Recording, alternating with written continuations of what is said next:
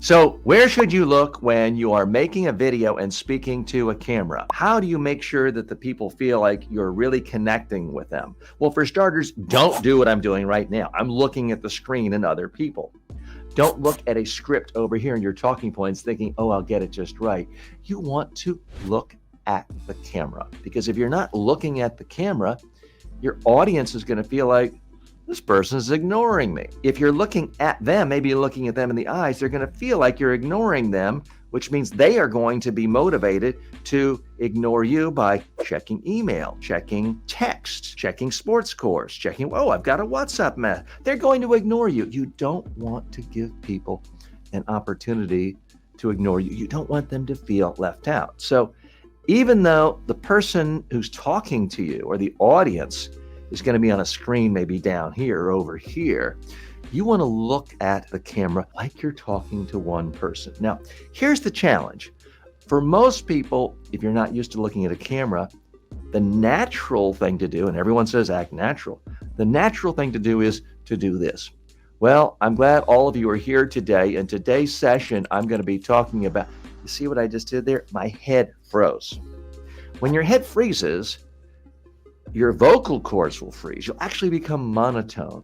You will look scared, stiff, nervous, uncomfortable, and it's not going to come across well. So you'll have to actually practice moving your head and moving your body. You want your hands to move a little.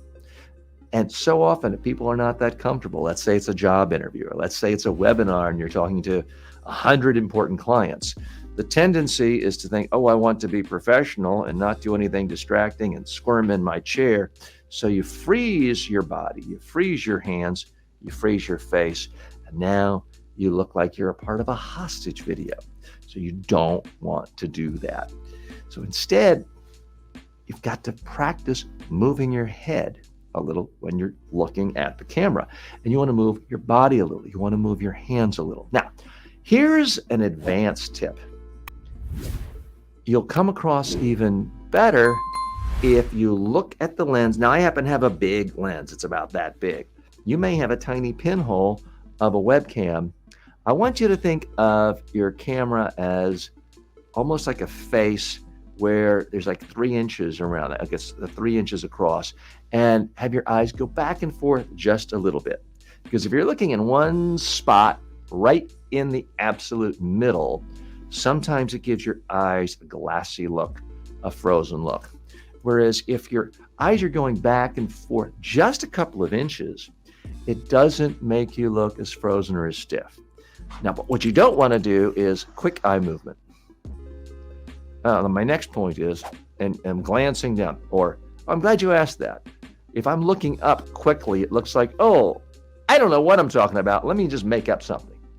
It's okay to glance down occasionally. I like to keep some notes for a longer presentation right in front of me, but I'm not going to be looking at the camera directly. I'm not going to do that. Instead, I'm going to finish a thought and think, so where do we go from here? And then I just looked at message point 4 and I can go on. So I want it to be natural with my head movement occasionally. Like I'm thinking, reflecting, and now I just looked at message point 5. That's much more effective than the quick eye darts. Now, the worst of all is people who think, oh, I'm going to be cute and clever. I'm going to have my script right next to the lens. No one will notice. Here's the problem. If you're glancing at a script, just occasionally, not reading the whole thing, but if you think, oh, let me put all my bullet points right next to the camera, taping it on the wall, taping it on your laptop screen, you'll never notice, even if you have a video up in front of you of how you appear, you'll never see your eyes move. Because right now, I can do this and think, oh, wow, I'm telling you all the correct points of how to look good on camera. I don't see my eyes moving at all, because by the time my eyes have moved to look at the image on the screen, I'm no longer moving them anymore. So for me, it looks fine. But to you, I look shifty-eyed, literally shifty-eyed. What's the one thing people are taught in every culture in the world? don't trust shifty-eyed people. So you do not want your eyes shifting back and forth to a script, whether it's here or above the camera or down here. Again, the exception is if you have just simple bullet points to occasionally glance down in conjunction with head movement and pausing. No one will notice. They won't even know or think that you're having notes. It will seem natural. So that is the most effective way to use your eyes and to look at a camera when speaking to people on camera.